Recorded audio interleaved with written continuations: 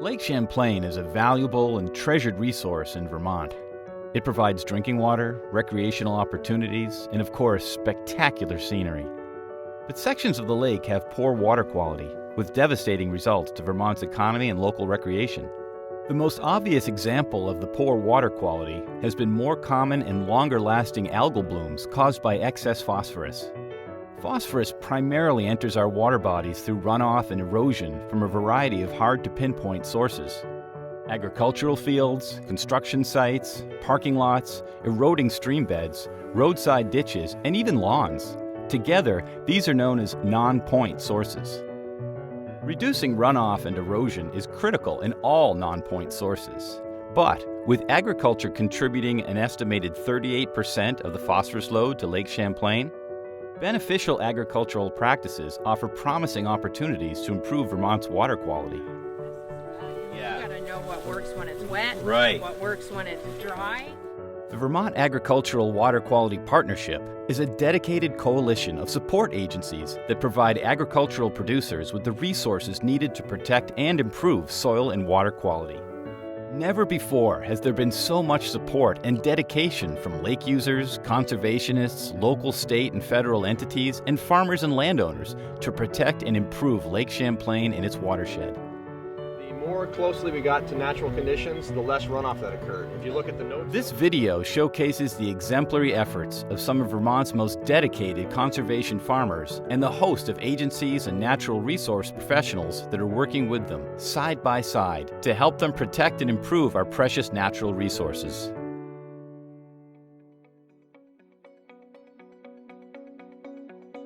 I actually think that we're in a much better place than we were 10, 20 years ago. People are very aware of the water quality challenges that we have, and people are also very engaged in helping to find solutions to improve water quality.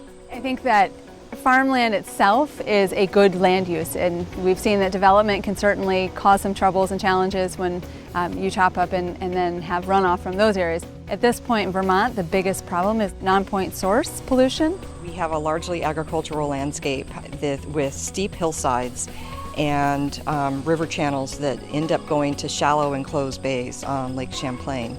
And those shallow enclosed bays tend to hold on to whatever nutrients are coming in, and they don't readily flush. And so it's a matter of overload with those nutrients in years and years and years, decades in the making. Vermont prides itself on our local food system and our working landscape, and I think these are things that we care about and want to keep. To me, Vermont farmers are the best group to have be producing food because they're leaders in conservation. The Natural Resources Conservation Service is focused on helping people help the land. That's our tagline, it's our mission. Our vision is productive lands in harmony with a quality environment.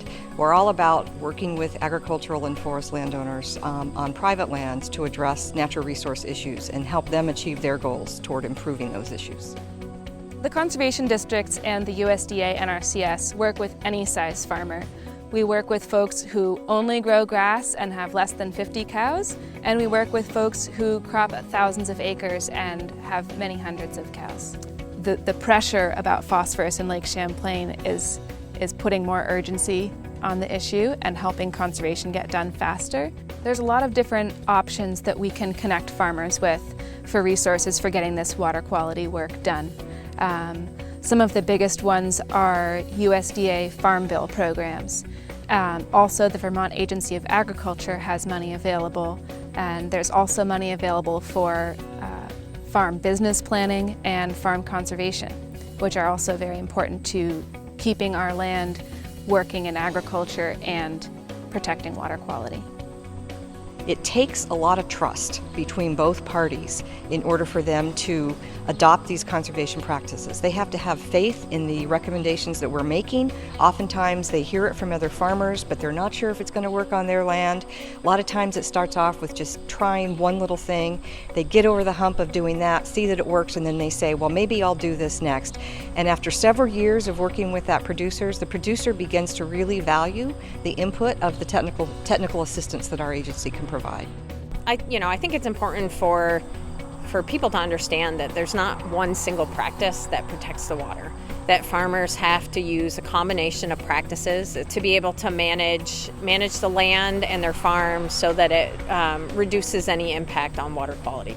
We've seen a tremendous increase in the number of farmers willing to adopt new conservation practices to address soil erosion issues on their farm and associated nutrient losses. Recently, there's been a lot of attention on Vermont's required agricultural practices, which are designed to reduce the impact of farms on water quality. So it's sometimes easy to forget that farmers have been working on improving soil and water quality for many years. We've been here 58 years. My father had a dairy farm, and then 30 years ago we took over. The water quality is a big thing for us to maintain it, so we've done everything that we can to... Well, it's a big issue for the industry. Right. So we're just trying to do our part. In the beginning. In the beginning, we redid our barnyard because it was all just dirt and ended up being muddy, and then there's a stream and it runs into Otter Creek. So that's where we began, and we now have a concrete barnyard and it all runs into the manure pit. We made the manure pit larger. For all the years prior, we've always been a conventional farm. The cows were in confinement all the time unless they were dry. So our transition is to pasturing the cows and the heifers and rotational grazing. Most of our land is on Otter Creek. It is, it's a huge concern. Lately, you've had to replant corn and stuff, so this planting it and making it pasture is, helps the erosion and all the water quality issues. When you're moving that many cattle every day, we needed something that they could walk on. So we went to NRCS, and George helped us create this whole cattle trails and grazing program. Ends have to meet for us to continue, and we're doing that because it grew great corn, but I can't tell you how many years I replanted corn 4 times in a year because of flooding. Right. And now it's not going to be a situation for us. My opinion is all good. Yeah. I mean, I do hate the volumes of manure and stuff that I end up with, but it's all this stuff is all good, and it's all good. I mean, look at them. Yeah. How can that not be good? And I'm telling you, on Monday morning, you see an old cow that normally just trudges along out there, and she starts running because she can't wait to get back out.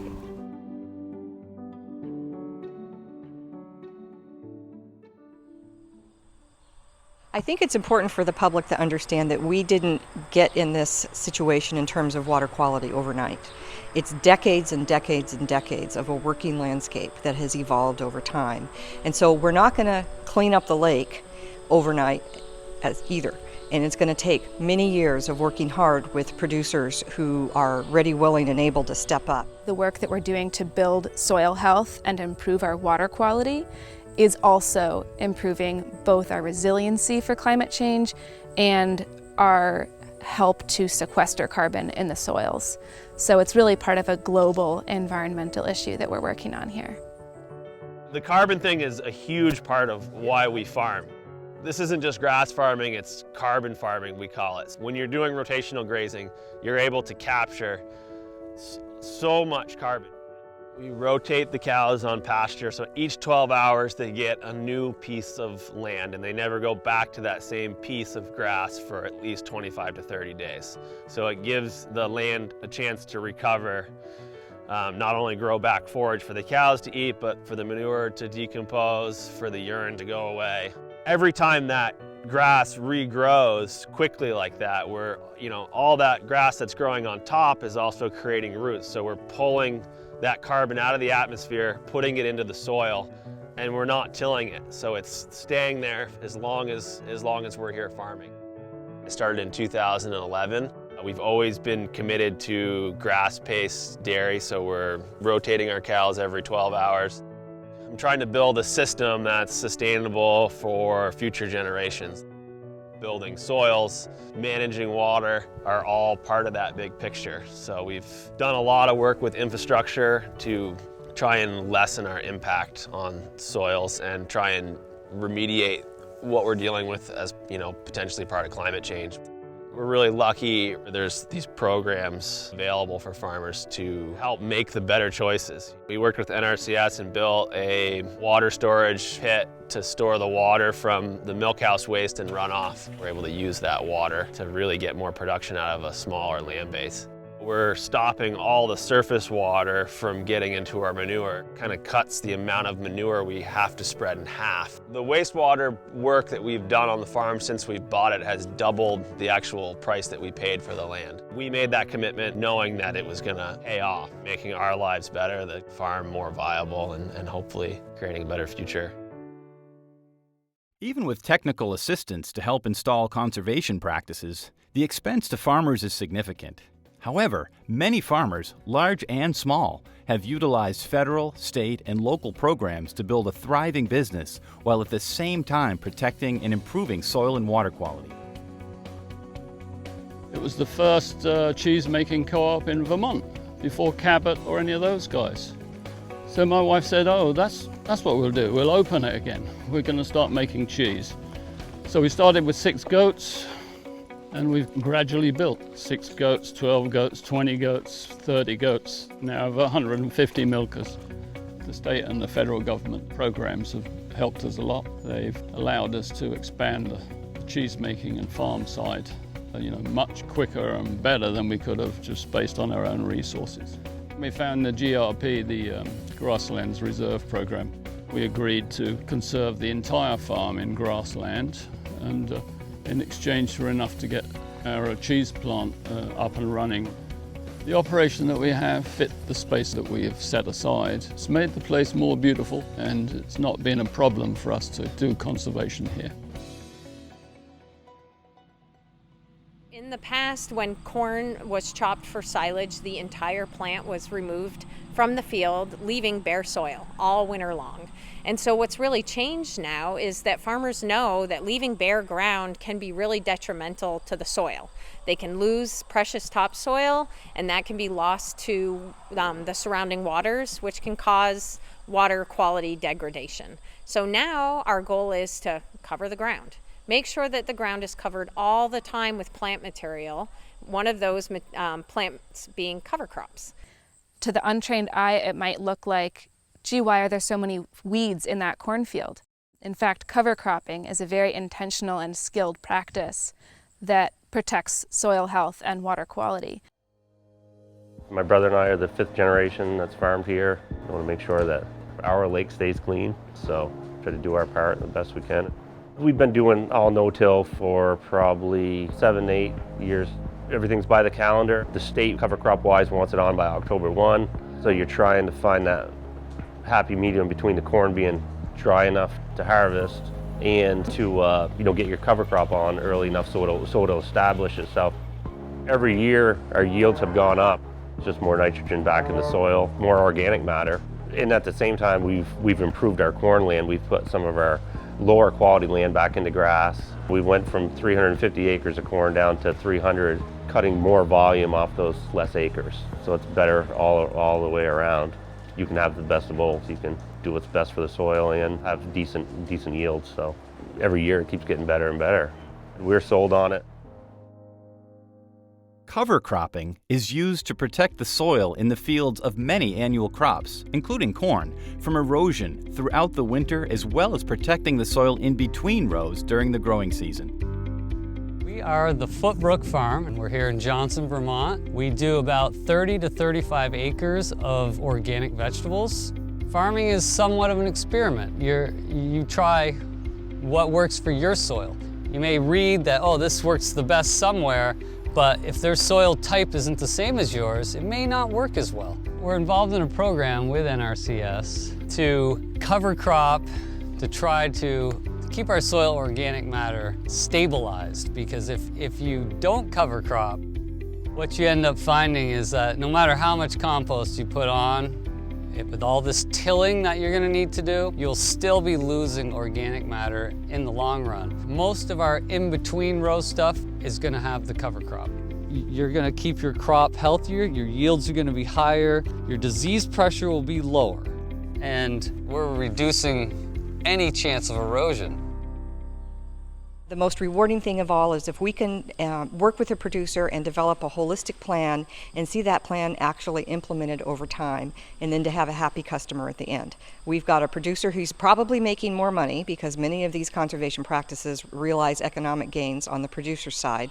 We've got cleaner water, and probably most importantly, we've got healthy soil that's going to be sustained over time. Across the U.S. and here in Vermont, farmers are discovering the benefits of high tunnels, also known as hoop houses. Because the growing conditions are controlled, plant health is optimized in a high tunnel, and plants are protected from severe weather and allow farmers to extend their growing seasons, growing earlier into the spring, later into the fall, and sometimes year-round. High tunnels are a really important practice, especially obviously for vegetable producers. High tunnels are essentially a structure that's put over vegetables and sometimes fruit out in the field, so the plants are actually still grown in the ground.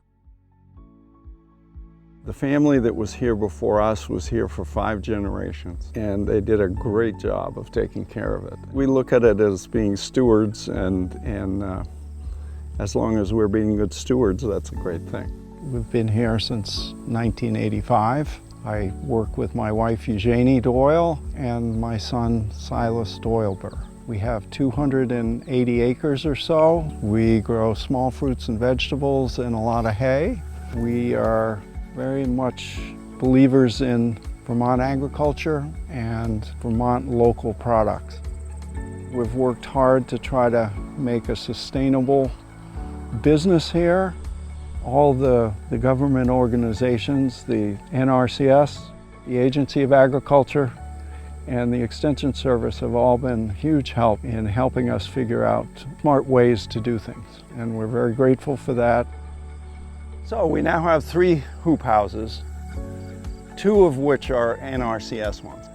This year our hoop house has ginger and turmeric. The hoop houses are a real blessing, especially because in recent years our weather events have been getting more extreme. And so whether it's dry or incredibly wet like last year was, a hoop house you can regulate the moisture and you can regulate the fertilizer.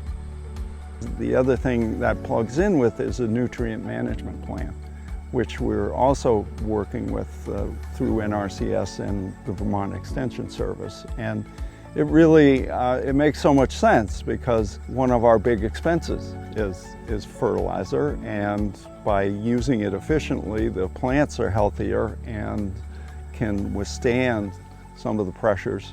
And it also means that you're not losing excess nutrients into the brook, which hopefully helps us all. Bedded pack facilities enable farmers to be very precise in their manure applications. These structures are also called covered barnyards. They can be used in both summer and winter and are efficient on large and small farms. Bedded pack is a type of manure management system, so it's really important in Vermont that we store manure during the winter months. We don't want to be applying manure to frozen or snow-covered ground. It becomes more prone to runoff and loss to the surrounding waters. We're in the Lake Champlain watershed. The Meadowy River runs right here by the farm. We've got 820 animals with young stock and milking. We've got about 400 acres of grass alfalfa ground, 600 acres of corn. We realize that there's some algae blooms in Lake Champlain. You know, as a dairy farmer, we just want to make sure that we do our part to do what we can, even though it's just a small part of it. At least we can do our part to try and clean up the watershed as best as we can. We've put up a couple of facilities now. It's a pack facility, trying to alleviate some of that manure runoff. There's no stalls. The heifers have a chance to kind of run around. Part of the nutrient management plan is just being responsible landowners. Since the animals are contained in one barn, we can take that manure and spread it on certain fields that absolutely need it. Through careful management, bedded packs can be used throughout the winter to allow farmers to operate them as covered barnyards. We're a fourth generation organic dairy farm. We manage about 400 acres. I've always seen Vermont as either a riverbank or a mountainside. I've seen a lot of erosion on this farm. So I've really dedicated a lot of my time in adopting practices that will keep the nutrients on the land. Because if my nutrients leave the farm, it's a loss. It's a loss to me economically, and it doesn't help the lake, obviously, because we're feeding nutrients into the lake, creating algae blooms. What we're standing in is a covered barnyard. Because this is a winter pasture, what we're trying to do is mimic grazing, and being outdoors. What the cows do, they just come in here, do their thing, and every day I bed them down with some type of carbon source, either bedding hay, sawdust, wood chip. So when I pull all this manure out, it's a great source of fertilizer that I can use on this organic farm. And it really helps feed the soil, which the soil is feeding the crop. I think we're absolutely on our way to meeting our requirements for cleaning up Lake Champlain. But we have to realize that, like climate change, it's a slow problem that's taken decades to cause, and it's going to take decades to bring the lake back to where we want it to be. Conservation is a part of every farmer's business plan. It's not really optional. It's a part of doing business, and I think that's really different than it used to be. So conservation, people are choosing to do it. It becomes a part of their operation, and as we are moving to the next generation of farmers, it's just going to become the way that we do things. I think what I'd like to have everybody understand is that the agricultural producers in the state of Vermont are the ones that are going to make this successful, and they are stepping up. And so, above and beyond anything else, I'd like to say thank you to all the farmers we've worked with and those that have worked with other partners to really make a change on the landscape.